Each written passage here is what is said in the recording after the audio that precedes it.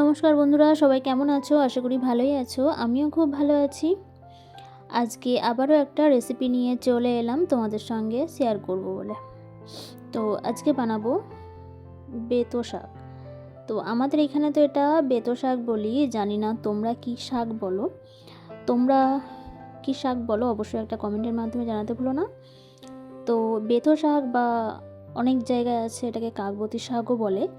তো যাই হোক, এই শাকটা তো অনেকে অনেক রকমভাবে খেয়েছো বা আমরা খেয়েছি, রান্না করেছি। তো আজকে একটা এমনভাবে রান্না করছি যে এই একটা রেসিপি দিয়েই এক থালা ভাত খাওয়া হয়ে যাবে চোখের নিমেষে।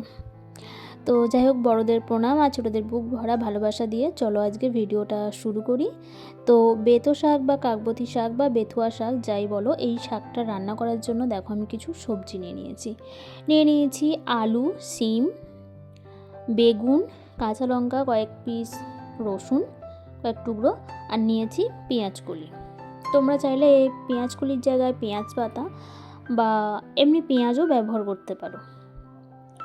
তো যাই হোক, বেতো শাক বলতে হয়তো বুঝতে পারছো না, তাই তোমাদের এক ঝলক দেখিয়ে দিচ্ছি। এই যে এই শাকটাকে আমরা এখানে বেতো শাক বলি বা অনেকে বেথুয়া শাক বা কাকবতী শাক বলে। তো অনেকে তো চেনো, যারা চেনো না তাদের জন্য আমি এটা দেখিয়ে দিলাম। তো এইদিকে কড়াই বসিয়ে দিয়েছি গ্যাসের উপরে। কড়াইটা গরম হয়ে যেতে দিয়ে দিলাম অল্প একটু তেল। তো তেলটা গরম হয়ে যেতে দেখো ফোড়নটা দিয়ে দিলাম রসুন কয়েক টুকরো। তো রসুনটাকে আমি একটু শিলে হালকা করে থেঁতো করে নিয়েছি, গোটা দিইনি, দেখে মনে হচ্ছে গোটা, কিন্তু আমি হালকা করে থেঁতো করে নিয়েছি শুকনো লঙ্কা আর অল্প একটু পাঁচ ফোড়ন। তো ফোড়নটাকে আমি একটু হালকা করে ভেজে নেবো। ফোড়নটা পোড়ালে চলবে না, পোড়ালে কিন্তু গন্ধটা বাজে আসবে। তো তার জন্য ফোড়নটাকে দেখো আমি একটু হালকা করে ভেজে নিয়েছি। তারপর দিয়ে দিলাম কেটে রাখা আলুগুলো আমি একদম ছোট্ট ছোট্ট করে কেটে নিয়েছি। তো এরকমভাবে ছোটো ছোটো করে কেটে দিলেই ভালো হয়।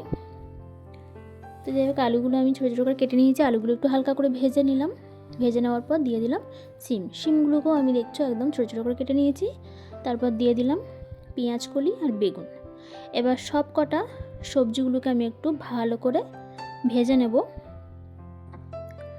আমার পুরনো বন্ধুরা তো আছোই আমাকে সাপোর্ট করার জন্য, এত ভালোবাসা দেওয়ার জন্য তোমাদেরকে অসংখ্য ধন্যবাদ। অনেক ভালোবাসা, এইভাবে পাশে থেকো, সাথে থেকো। তোমাদের ভালোবাসা, আশীর্বাদ আর তোমাদের সাপোর্টেই আমি আজ এত দূরে পৌঁছেছি। আর যারা আজকে আমার চ্যানেলে প্রথমবার ভিজিট করেছো, আমার নতুন বন্ধু, তাদেরকেও অসংখ্য ধন্যবাদ, অনেক ভালোবাসা আমার এই রেসিপিটা দেখার জন্য। আজকের এই রেসিপিটা যদি দেখে ভালো লাগে অবশ্যই চ্যানেলটাকে সাবস্ক্রাইব করে দেবে আর পাশে থাকা বেল আইকনটা প্রেস করে অল নোটিফিকেশনটা অন করে দেবে। তাহলে আমার নতুন ভিডিও সবার আগে তোমাদের কাছে পৌঁছে যাবে। দেখো, তোমাদের সঙ্গে কথা বলতে বলতে সবজিগুলো আমার ভাজা হয়ে গেছে। এবার আমি দিয়ে দিলাম পরিমাণ মতো নুনটা কিন্তু অবশ্যই মেপে দিতে হবে পরিমাণ মতন, কেননা শাকটা দেখতে অনেকটাই লাগে আর সিদ্ধ হয়ে যাওয়ার পর বা রান্না হওয়ার পর একদম অল্প একটু হয়ে যায়। তো আমি তো আমার পরিমাণ মতন দিয়ে দিয়েছি নুন। তারপর দিয়ে দিলাম অল্প একটু হলুদটাও অল্প একটুই দিতে হবে, কারণ শাকে তোমরা যতই হলুদ দাও না কেন শাক হলুদ হবে না, শাকটা সবুজই থাকবে। তো যাই হোক, হলুদ আর নুনটা দিয়ে সবজিগুলোকে আবারও একবার ভালো করে নেড়ে চেড়ে নেবো, ভালো করে ভেজে নেব। ভাজতেই মোটামুটি সবজিগুলো আমার 50% সিদ্ধ হয়ে যাবে।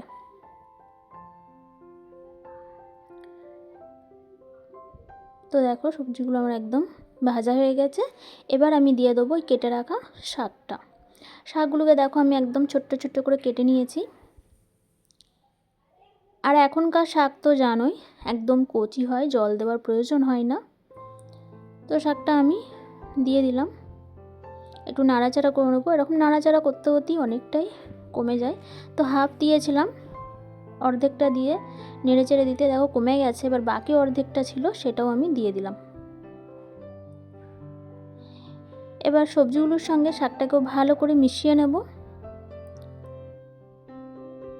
মিশিয়ে নিয়ে কিছুক্ষণের জন্য ঢাকা চাপা দিয়ে রাখবো। তো ঢাকা খুলে আমি চলে এসেছি মিনিট 5 পর। তো যখন ঢাকা চাপা দিয়ে রেখে দেবো অবশ্যই গ্যাসের ফ্লেমটা কিন্তু একদম লো করে রাখতে হবে, তা না হলে তলায় ধরে যেতে পারে। তো তোমরা চাইলে অল্প একটু জল ব্যবহার করতে পারো, আমি তো একদমই জল ব্যবহার করিনি, দেখছো তোমাদের সামনেই। তো দেখো হয়ে গেছে অনেকটাই প্রায়। এবার খুন্তির সাহায্যে সবজিগুলোকে আমি একটু ঘেঁটে ঘেঁটে দিচ্ছি।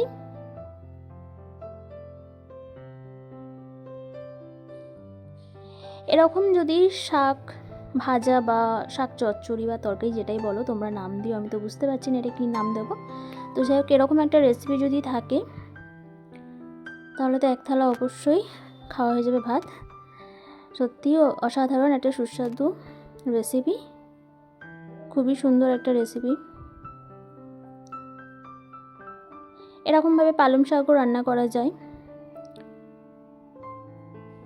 দেখো আমার শাকটা তো হয়ে গেছে, একদম রেডি। এবার একটা জায়গায় আমি তুলে নিচ্ছি। আজকের রেসিপিটা সবার কেমন লাগলো অবশ্যই একটা কমেন্টের মাধ্যমে জানাতে ভুলো না। তোমাদের সুন্দর সুন্দর কমেন্ট আমার পড়তে খুবই ভালো লাগে, আর তোমাদের কমেন্ট কিন্তু আমাকে উৎসাহ দেয় নতুন নতুন ভিডিও দেওয়ার জন্য। তাই অবশ্যই একটা কমেন্ট করতে ভুলো না, আর ভিডিও শুরুতে অবশ্যই একটা লাইক দিও। তোমাদের একটা লাইক কিন্তু খুবই গুরুত্বপূর্ণ। একদম শুকনো শুকনো করে নামিয়ে নিয়েছি। এরকম শাকের রেসিপি আর গরম গরম ভাত দুপুরে জাস্ট জমে যাবে, আর কিছু চাই না। তো তোমরা চাইলে এর সঙ্গে অন্য কোনো সবজিও অ্যাড করতে পারো। আমার কাছে যা ছিল আমার হাতের কাছে আমি সেটাই ব্যবহার করেছি। এটাও কিন্তু অসাধারণ হয়েছে, খুবই সুন্দর একটা রেসিপি হয়েছে। তো আজকের ভিডিওটা আমার এতটুকুই, দেখা হচ্ছে পরের একটা ভিডিওয়। ততক্ষণ সবাই তোমরা খুব খুব ভালো থাকবে, সুস্থ থাকবে। আমার এই রেসিপিটা এতক্ষণ ধৈর্য সহকারে দেখার জন্য সবাইকে অসংখ্য ধন্যবাদ, অনেক অনেক ভালোবাসা। টাটা।